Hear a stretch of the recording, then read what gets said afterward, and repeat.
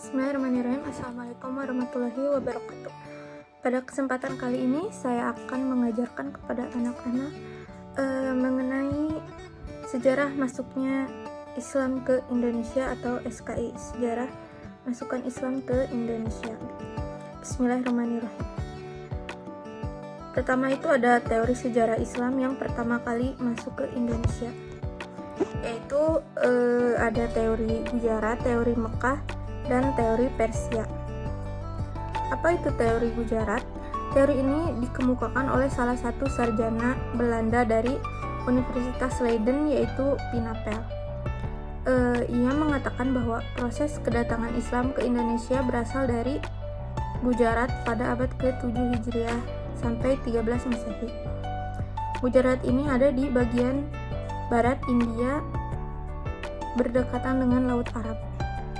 Menurut orang Arab bermadzhab Syafi'i, telah bermukim di Gujarat dan Malabar sejak awal Hijriah.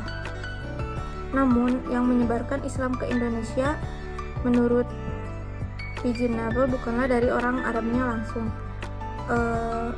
melainkan dari seorang pedagang yang masuk ke Islam dan berdagang ke dunia timur termasuk Indonesia.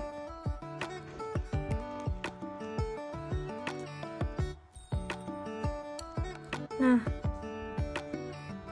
dalam pandangan Hulgronje, kedatangan orang Arab terjadi pada masa berikutnya.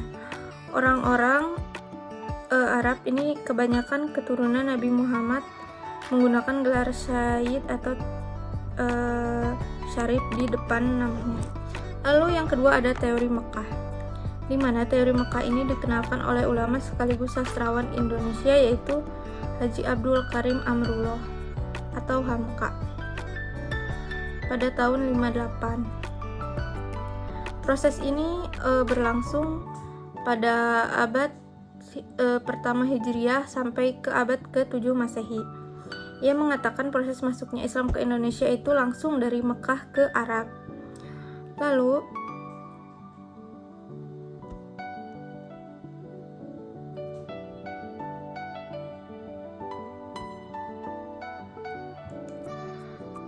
Hamka ini menolak anggapan para sarjana Barat yang merujuk tidak langsung dari Arab.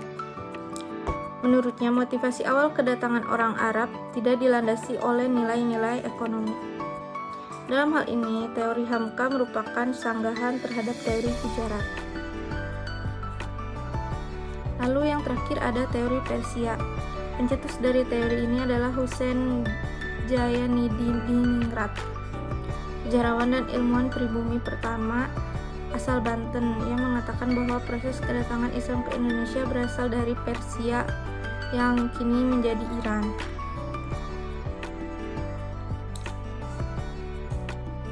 Kesamaan budaya ini dapat dilihat pada masyarakat Islam Indonesia, antara lain peringatan 10 Muharram atau Asyura sebagai hari suci kaum Syiah.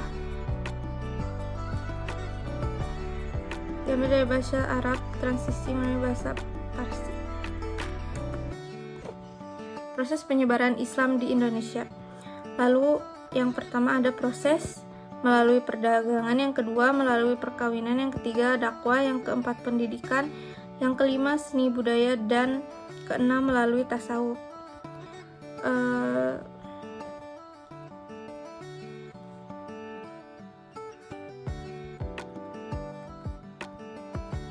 Lalu ada kerajaan-kerajaan Islam di Indonesia. Sebelum kepada kerajaan Islam di Indonesia, mari kita sampaikan proses penyebaran Islam di Indonesia itu seperti apa. Yang pertama itu yang melalui perdagangan, di mana proses penyebaran agama Islam dilakukan oleh pedagang Muslim yang menetap di pelabuhan-pelabuhan agar memudahkan mereka untuk berpergian. Misalkan ada di Pegocan, Jakarta Barat. Lalu inilah cara untuk sejarah masuknya Islam ke Indonesia. Lalu melalui perkawinan. Penyebaran agama Islam dilakukan dengan cara seseorang yang telah menganut Islam menikah dengan seorang yang belum menganut Islam sehingga akhirnya turut ikut menganut Islam. Lalu melalui dakwah dilakukan dengan cara memberi penerangan tentang agama Islam seperti yang dilakukan Wali Songo dan lainnya.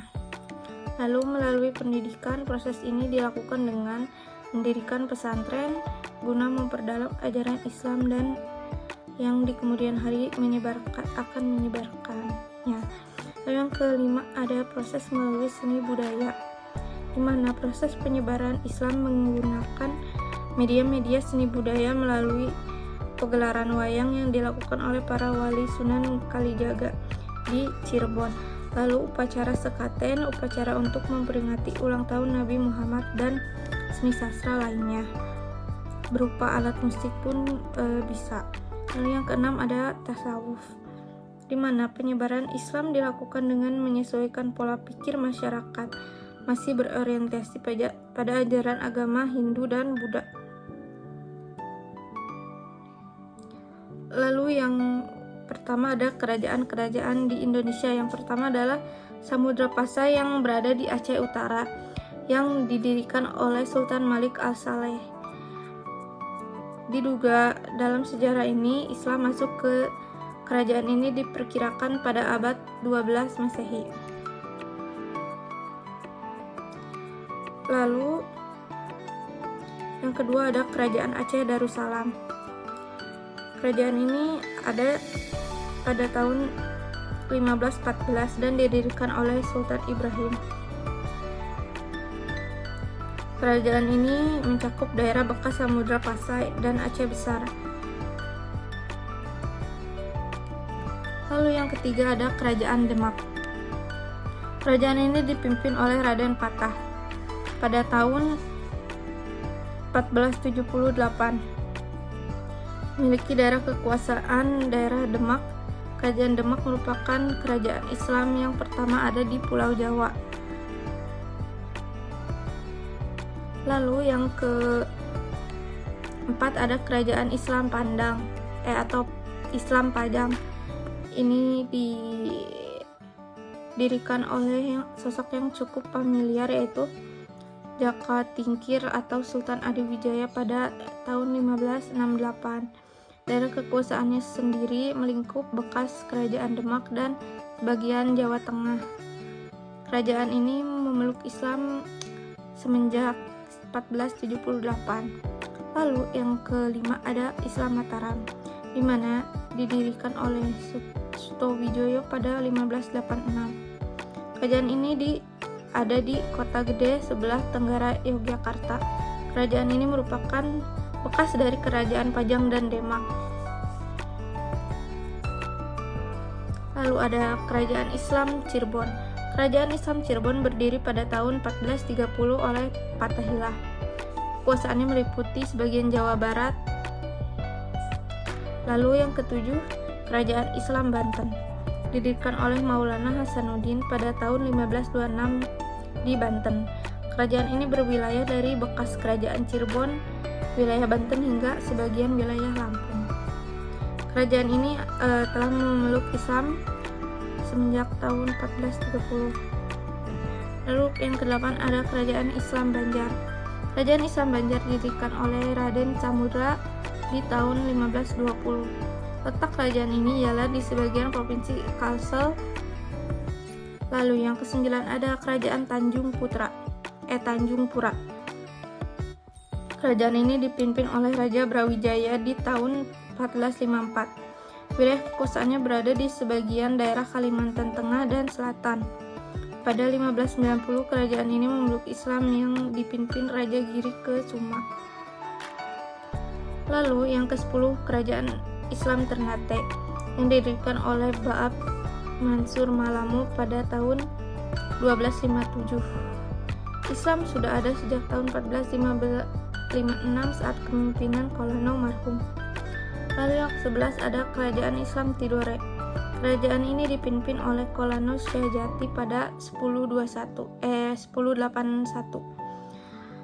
Dalam sejarah, kerajaan ini mulai masuki Islam pada kepemimpinan Sultan Jamaluddin pada 1495. Lalu yang ke-12 ada Kerajaan Islam Makassar. Ini dipimpin pertama kali oleh Sultan Alauddin pada 1591. Dalam sejarah ini, kerajaan sudah memeluk Islam sejak pertama kali. Lalu peran Wali Songo dalam penyebaran Islam. Wali Songo itu ada 9. Didirikan oleh Sunan Gresik atau Maulana Malik Ibrahim di tahun 1404 Masehi. Para Wali Songo adalah pembaharu masyarakat pada masanya. Pengaruh mereka terasakan dalam beragam bentuk manifestasi peradaban baru masyarakat Jawa. Mulai dari kesehatan, bercocok tanam, perniagaan, kebudayaan, kesenian, kemasyarakatan, hingga ke pemerintahan.